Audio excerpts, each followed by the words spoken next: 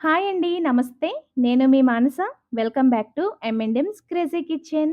ఈరోజు మన కిచెన్‌లో ఎప్పుడు చపాతీ చేసినా ఈ చిన్న చిన్న టిప్స్ ఫాలో అయ్యి చేశారంటే చపాతీలు మృదువుగా అలాగే చల్లారిపోయినా కూడా సాఫ్ట్‌గానే ఉంటాయి. పిల్లల నుంచి పెద్దల వరకు కూడా అందరూ ఇష్టంగా తింటారండి. వీటిని మీరు మార్నింగ్ ప్రిపేర్ చేసి పిల్లలకి లంచ్ టైమ్‌కి ఇచ్చినా కూడా మార్నింగ్ చేసినప్పుడు ఎంత మెత్తగా ఉన్నాయో, వాళ్ళు తినే టైంకి కూడా అంతే మెత్తగా ఉంటాయి. సో, లేట్ చేయకుండా ఆ సీక్రెట్ టిప్స్‌తో చపాతీ ఎలా ప్రిపేర్ చేసుకోవాలో చూసేద్దాం. వీడియోని ఫుల్‌గా చూడండి.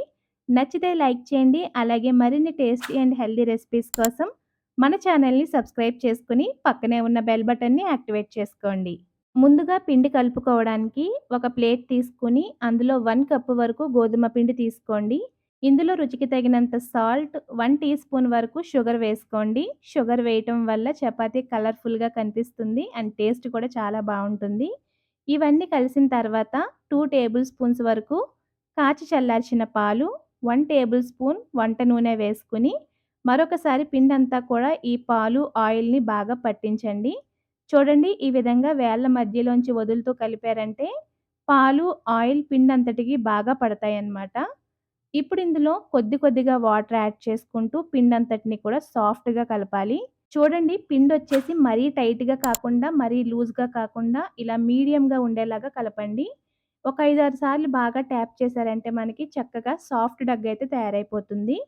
ఇప్పుడు దీని చుట్టూ 1 టీ స్పూన్ ఆయిల్‌ని గ్రీస్ చేసుకొని మూత పెట్టేసి అరగంట పాటు పక్కనుంచండి. మీకింకా టైం ఎక్కువుంటే 1 అవర్ పాటైనా సరే పక్కనుంచండి. పిండి బాగా నాని చపాతీలు సాఫ్ట్‌గా వస్తాయన్నమాట. అరగంట తర్వాత ఈ చపాతీ పిండిని మళ్ళీ ఒక 2, 3 నిమిషాల పాటు బాగా కలపండి. ఇప్పుడు ఈక్వల్ పార్ట్స్ కింద డివైడ్ చేసుకొని ఇలా రౌండ్ షేప్ లాగా చుట్టేయండి.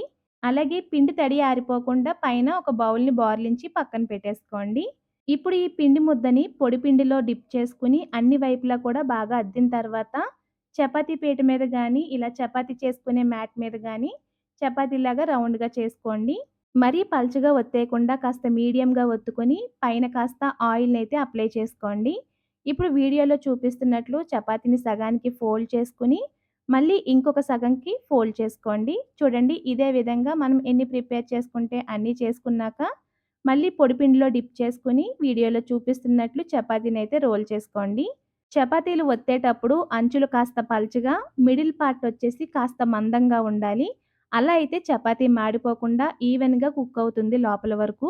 చపాతీ కాల్చే పెనం కాస్త వేడిగా ఉండేలా చూసుకోండి. అప్పుడే మనకి చపాతీలు సరిగ్గా కాలుతాయి. చపాతీ వేసిన తర్వాత మంటని హై ఫ్లేమ్‌లో ఉంచి, ఒకవైపు ఇలా పొంగిన తర్వాత మరొక వైపుకి టర్న్ చేసుకోండి. ఇప్పుడు ఇటువైపు కాస్త ఆయిల్‌ని అప్లై చేసుకోండి. అలాగే మరొక వైపుకి టర్న్ చేసుకొని, అవతల వైపు కూడా కాస్త ఆయిల్‌ని గ్రీస్ చేసుకొని, చపాతీలని 2 వైపులా కూడా ఎర్రగా అయ్యేంత వరకు కాలనిచ్చి ప్లేట్‌లోకి తీసుకోవడమే. మీకు మరీ మాడిపోతుందనిపిస్తే మంటని కాస్త తగ్గించి చేసుకోండి తర్వాత చపాతీలకి. ఇంతేనండి. మీరు ఎప్పుడు చపాతీలు చేసినా సాఫ్ట్‌గా రావాలంటే పిండిని నేను చూపించినట్లు కలిపి చపాతీలు చేశారంటే ఇంక ఎప్పుడు చేసినా మీకు ఒకే టెక్స్చర్, ఒకే టేస్ట్‌తో సూపర్‌గా వస్తాయి.